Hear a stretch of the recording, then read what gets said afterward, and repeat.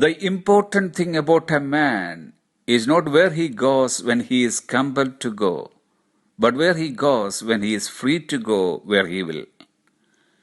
ഒരു മനുഷ്യനെ സംബന്ധിച്ചിടത്തോളം പ്രധാന കാര്യം അവൻ നിർബന്ധിതനായപ്പോൾ അവൻ എവിടേക്കാണ് പോകുന്നതെന്നല്ല, മറിച്ച് അവൻ ആഗ്രഹിക്കുന്നിടത്തേക്ക് പോകാൻ സ്വാതന്ത്ര്യമുള്ളപ്പോൾ അവൻ എവിടെ പോകുന്നു എന്നതാണ്.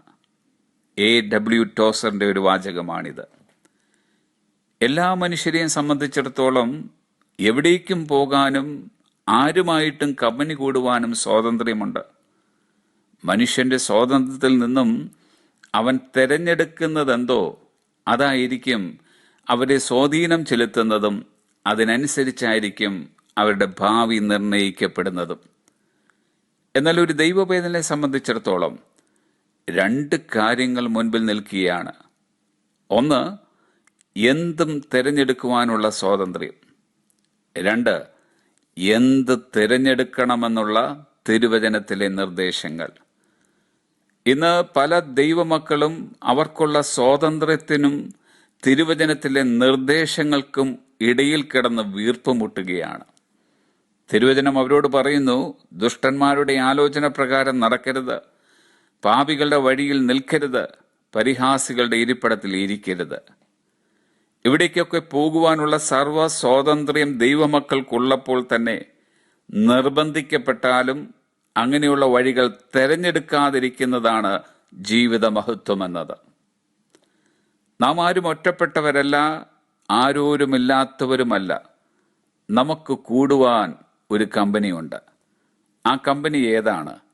ആ കമ്പനി എന്തായിരിക്കണം എന്നതാണ് തുറന്നു ചിന്തിക്കുവാൻ പോകുന്നത്. കാവലിലാക്കപ്പെട്ട പത്രോസിനെയും യോഹന്നാനെയും വിട്ടയച്ചപ്പോൾ തിരുവചനം പറയുന്നു, അപ്പോസ്തലപ്രവൃത്തികൾ 4-ാം അധ്യായത്തിന്റെ 23-ാമത്തെ വാക്യം, they went to their own company.